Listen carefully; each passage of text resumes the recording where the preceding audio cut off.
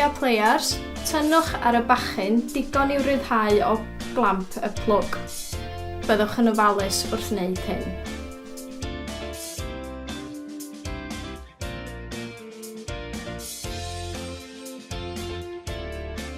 Rhowch y bachyn yn y clamp at y plwg newydd a gan ddefnyddio'r players, gwasgwch y bachyn yn dyn o gwmpas y clamp.